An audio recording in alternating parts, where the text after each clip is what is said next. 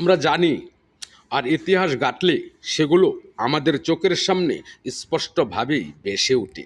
আর সেটা হচ্ছে বিএনপির শেষ ক্ষমতায় থাকার সময়টা হয়তো আপনার মনে নেই, কিংবা অনেকেরই মনে আছে। আর সেই সময়টা হয়েছে ২০০১ সাল থেকে ২০০৫ সাল।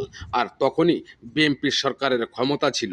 আর ওই ক্ষমতায় থাকাকালীন ২০০১ থেকে ২০০৫ সাল পর্যন্ত অল বিশ্বের ভিতরে একটা রেকর্ড বিএনপি সরকার করে গিয়েছিল। আর সেটা হচ্ছে একে একে 5বার দুর্নীতিতে চ্যাম্পিয়ন। আর সেই চ্যাম্পিয়নের ট্রফিটা ধরিয়ে দিয়েছিল বাংলার সাধারণ জনগণকে। যাই হোক, সেটা না হয় বাদই দিলাম, হয়তো তখন বুঝেনি, না বুঝেই তারা এই দুর্নীতিতে চ্যাম্পিয়ন হয়েছিল। আর এখন বর্তমানে যখন জনাব তারেক রহমান এসে তার সহকর্মী কিংবা সহপাঠী যাদেরকে বানাচ্ছে, তারা কি আসলে বাংলাদেশ প্রেমিক কিনা, সেখানেও প্রশ্ন জাগে। আজ যাকে আপনি প্রধান সহকর্মী হিসেবে নিয়োগ দিয়েছেন, আপনি কি জানেন এই ব্যক্তি বাংলাদেশের নাম পরিবর্তন চেয়ে জুলাই আন্দোলনে টেবিল থাবড়িয়ে তার হাত ব্যথা করে ফেলেছিল।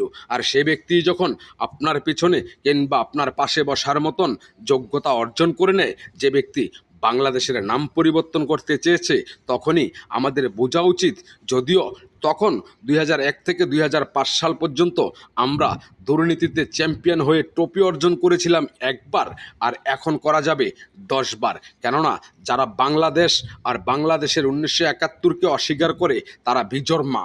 আর তাদের জন্মের ঠিক আছে কিনা এতে যেমন সন্দেহ আছে, আর তাদেরকেই যারা প্রশ্রয় দেয়, আর তাদেরকেই যারা প্রাইম মিনিস্টার হয়ে সহকর্মী হিসেবে নিয়োগ দেয়, তাদেরও সমস্যা আছে। আর তাই সমস্যার কথা তুলে ধরলেই আমরা কোনো না কোনো দলের দোসর হয়ে যাই, সমস্যার কথা তুলে ধরলেই আমরা কোনো না কোনো দলের অংশ হয়ে যাই। আর এটা বাংলাদেশে এখন প্রচলিত।